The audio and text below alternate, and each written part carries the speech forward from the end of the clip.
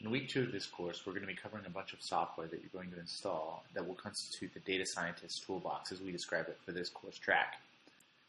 So the first question you might ask yourself is, what software do you need? Well, to know what software you need, you have to know what exactly a data scientist is going to do. So in this course sequence, we're going to talk about all the different components of being a data scientist. So we're going to start with defining a question of interest, and then identifying the ideal data set to try to answer that question, determining if that data is even accessible. A lot of the times, the ideal data set isn't even available.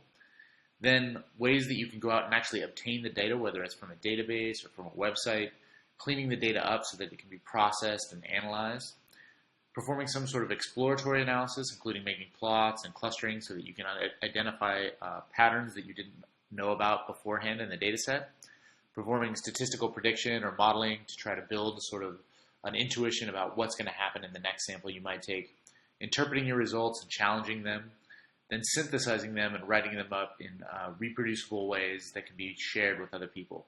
Finally, we're going to talk about distributing results through things like interactive graphics, also through write-ups and presentations, and finally through interactive apps built on top of R.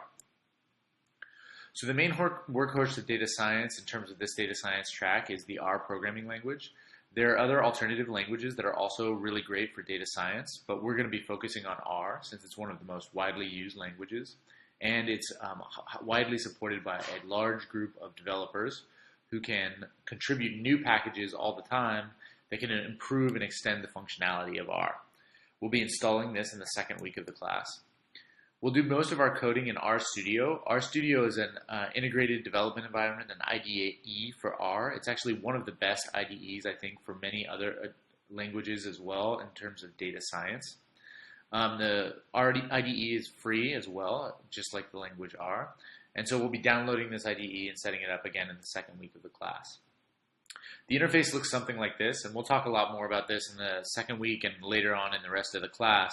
But you can see here in the top left-hand corner, I've got a file. So this is a new .r file that's going to contain some code that we're going to be writing in. So we can write that code here in the file at the prompt. And then down here you see a console. So we'll be entering sort of commands at the command line down here in this console.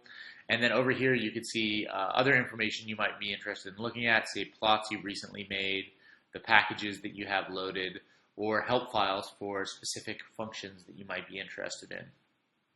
There are a lot of other really nice functions that come with RStudio, and we'll be talking about those more as we move throughout the class. The primary type of file that we'll be interacting with for the most part in this class is an R script. So an R script is a file with the extension .r, and so it's just actually a text file, except the text file contains bits of R code. So here it's you can see a comment. So this isn't actually executed, but you can include that so that people can understand what's happening in the code. And then there are things like functions and so forth, which we'll be talking about a lot more when we're coding. If this seems intimidating to look at this function right now, you shouldn't worry about it. When you get through R programming, you'll be a wizard and be able to do things much more complicated than this. The other thing that we'll be using is R Markdown documents. So reproducible research involves creating documents that can be reproduced. In other words, they can be rerun and produce the exact same numbers that you got when you did your analysis. And the primary vehicle for doing that is through Markdown and R Markdown. So this is a file with an extension .rmd. And this .rmd file has a very structured format of text file. And so we'll talk a lot more about what that format is later. But you can take this structured file and you can knit it to HTML with this button here, and you actually create an HTML file that will actually be formatted very nicely. So for example, what you type in text looks like this, and it turns into a nice bulleted list in the HTML once you knit to HTML. And we'll talk a lot more about how that file works later in the class.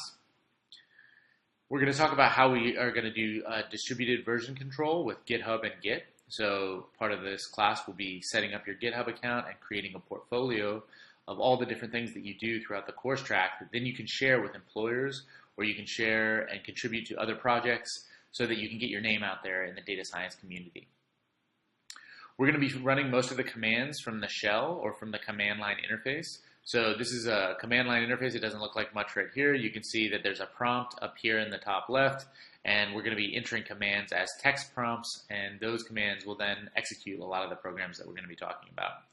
So this is a brief tour of all the tools that we're going to be using in this class.